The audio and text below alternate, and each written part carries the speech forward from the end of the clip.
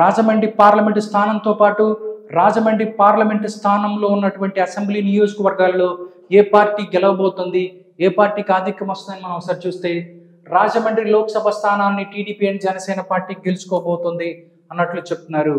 దాంతోపాటు మనం చూస్తే శాసనసభ నియోజకవర్గ స్థానాలు ఇక్కడ అనపర్తి వైఎస్ఆర్ కాంగ్రెస్ పార్టీ గెలుస్తుంది. దాంతోపాటు రాజానగరం టీడీపీ గెలుస్తుంది. Rajahmundry city TDP and Janasena గెలుస్తుంది. Rajamahendravaram rural TDP and Janasena గెలుస్తుంది.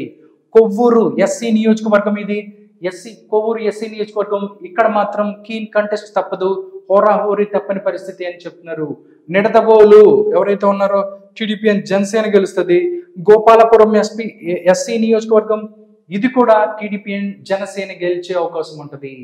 టోటల్ గా మనం రాజమండ్రి చూసుకున్నట్లయితే రాజమండ్రి పార్లమెంటు స్థానంతో పాటుగా రాజానగరం, రాజమహేంద్రవరం సిటీ, రాజమహేంద్రవరం రూరల్, దాంతోపాటు నిడదవోలు,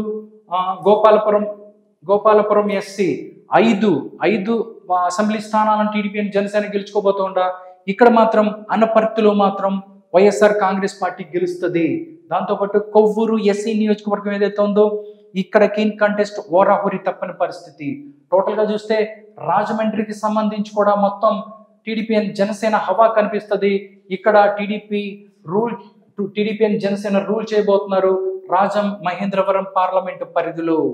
ఇక్కడ ఒక్కసారి మనం ఓట్ షేర్ కూడా చూద్దాం. ఓట్ షేర్ ఒకసారి చూస్తే టీడీపీ అండ్ జనసేన పార్టీకి 51% ఓట్ షేర్ వచ్చింది, అండ్ వైఎస్ఆర్ కాంగ్రెస్ పార్టీకి 43%, అండ్ కాంగ్రెస్ పార్టీకి 3%, అండ్ బీజేపీకి 2%, అండ్ అదర్స్ 1%. టోటల్ గా చూస్తే ఓట్ షేర్ ఎట్లా ఉంది?